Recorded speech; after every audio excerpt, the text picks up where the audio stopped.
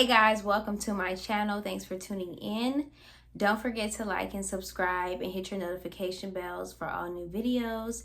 Today we're going to do another discussion. I wanted to talk about unhealthy ways to deal with guilt and what it can cause you when you are holding all this guilt inside, and also what you are projecting to the world. That way you can show up in a better mindset. So let's dive in. It's going to be about 10 of them. So let's get to give a little bit of background. I had suffered from a lot of guilt in my life due to trauma experiences and that sort of nature, and it weighed on me a lot. And also I had a lot of guilt from mistakes that I had made. So not only from trauma, but from mistakes. So I kind of had both traumatic ways of carrying guilt. And I feel like a lot of people don't talk about these unhealthy ways and how it shows up. So since we don't have these conversations, a lot of us aren't aware of these habits and ways that we reflect guilt that projects into the world. And then it reflects who we are, which is truly who we're not. It's just what we feel. Number one is embodying it. So I wanted to define embody. Basically is to represent something in a clear and obvious way. So when you are embodying guilt, you're basically representing it on your face. You're representing it in the way you speak, in your actions. So what I mean by that is, for instance, like, let's take for instance, I had a lot of guilt when it came to my parents and the things I wish I could have done or did better, and it will reflect on me when I have conversations about them, because the guilt will weigh on me, and that's what I would talk about instead of remembering the good things and also remembering the lessons I learned. I took more so of the guilt of what I couldn't control. Number two is normalizing it. So I made some mistakes in my past. For an example, that I started to normalize and just get right into it and made it a lifestyle instead of just making it a mistake. So once I got more in depth into the lifestyle, I started to make more and more mistakes that ended up tarnishing my reputation in a different way that I really didn't expect, because I'm gonna be quite honest, I really wasn't thinking about the consequences along the way with that type of name. I more so was in a predicament where I had to make this decision. This was either this was like my life or death, honestly. And I don't want to get into depth on it, but it was a decision that I had to make to get away from something. And that was what I did. But I basically normalized what I did by holding in the guilt for it and just not really being accountable, not really taking responsibility, kind of brushing it off and not really wanting to discuss more into it. Number three is offsetting it. So when you define offsetting, because I actually looked into it, offsetting is basically meaning balancing it out. So an example is a mistake that I made, is I balanced it out with a positive or reasoning as to why that mistake was made. Instead of just taking the truth on it that it was a mistake, I tried to I guess it's basically making an excuse, I would say. So offsetting is one of the things you do when you find yourself in guilt, and this is the way that you would show up with other people when you have that guilt inside of you. You'll be very offsetting to a lot of things that you've done,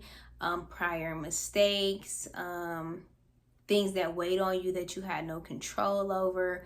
And these type of situations, you definitely need to be more confronting and honest about it and not make an excuse. And that kind of takes away the offsetting, because then you're being more direct and you understand that this is what it is.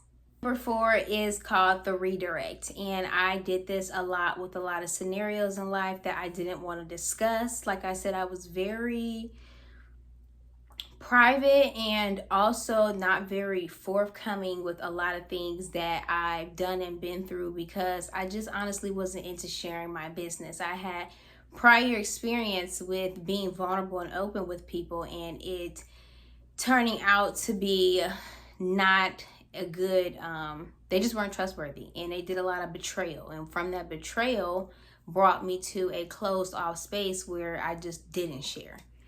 And if you got me to share, boy, it was a good one.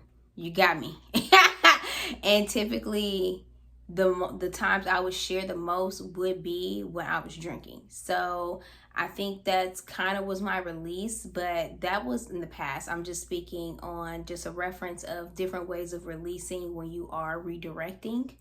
But yeah, also just not talking about it and throwing it to the side or making an excuse, or just a lot of redirecting, you guys. It's kind of forthcoming on what redirecting is. We all know what it is. When we don't want to talk about something, we switch the subject. Number 5 is avoiding the mentioning of it. That's another one I had. I avoided a lot of things. I didn't really want to get into discussions about a lot of mistakes that I made, because a lot of my mistakes kind of came from the situations that I was in, that I was forced to have to do these things to get away, to get some money, to get out. And I just had to do it. And then when I talk about some of my mistakes, I have to get more into another part of trauma that's buried beneath another part of trauma. So it's a long story that all connects. And I think that's why I always avoided mentioning it or talking about it or redirecting, because it's a lot. And I had just a period of time of just back to back, just betrayal and pain and grief and just so much. It felt like in a 10-year span, everything that you could think that can happen to a person literally happened to me. And I just had a lot of guilt, and I just didn't really want to talk about it. I kind of wanted to always just move forward and throw it back. And I learned that me throwing it back was really just sitting inside of me. So that's why I had to break this list down and go through it and really start to heal and unpack that inside of me, to realize that I was just holding in guilt that I needed to let go. I'm going to go through the rest of this list pretty quickly because most of it's self-explanatory. So after I said avoid the mentioning of it, number 6 is numbing it. Number 7 is punishing it. Number 8 would be burying it. And number 9 is minimizing it. And then number 10 is denying it. And these are pretty much the steps when it comes to unhealthy ways of managing guilt. And I've honestly done all of them. And I know from experience that none of those help, because all of those are really avoidance mechanisms. All of those are really denials, and all of those are really not going through it. Because I had learned throughout these years of my healing and just mental clarity and just learning who I am, myself, and within God, and just so much more further in depth. It's just that we hold on guilt and shame so bad when mistakes are bound to happen. Everybody's path is so different, and everybody's mistakes are so different. And I think that some reason why we hold on to shame and guilt is because we think to ourselves, oh my God, what I did is the worst thing ever. No one's done nothing to top it. And then when we do find someone to top it, then we use the other version of guilt, which is basically minimizing it, which is not a good habit to have either, because you need to have the truth. And that's pretty much what you need. Minimizing it and then having guilt for it, none of that's the truth. The truth is really practical, and it's understanding, and it's lessons, and it's also owning it. And I think that once we realize that is the step, and that is what the truth stands for, then it makes a lot of these things like guilt, shame, worry, anxiety, all those things start to disappear, because now you can start really thinking and having a critical thought about these different emotions and feelings, and unpacking these emotions and understanding where the root is from. And once you find the root and you start realizing, okay, this root was from years ago, and this root is from someone that's dead, or this root is from someone that's no longer in your life, or this root is from a pain that you could not control and that is over with and you've overcame. And instead of looking at the overcoming and the blessing and the lesson and the protection that you can give to someone else, we hold on to what we will call the guilt, the shame, the anxiety, the pain, the hurt, the unforgiveness, the bitterness. We hold on to all those things when truthfully we need to just let it go and own it and speak the truth on it. And that's how you really overcome guilt and shame, and start learning what unhealthy ways that I just named that you do, and stop doing it, reverse it. And then once you reverse it, well, first you have to unpack it. Remember that step I said before, unpacking it, knowing the emotion, understanding the emotion, finding the root, understanding how long that root's been there, and what kind of root is it? Is it a root of unforgiveness, bitterness? Is it a root of just no values, no morals? Because every root has something and that you're feeling guilt on. Like for me, I felt like with one of my mistakes, it represented no values and morals, which wasn't me and wasn't how I was raised, but it was reflected.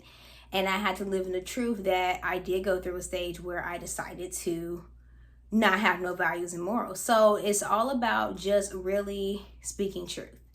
And that's what I wanted to share with you guys today. I hope you guys like this. I hope you guys find that these unhealthy ways are not good, and try to hone in on what you do and change it. And also find the root, because you need a permanent change, which means finding the root of it. If you're just saying you're going to change, that's not going to help, because you don't know what the cause is. So anyways, don't forget to like and subscribe. Be blessed.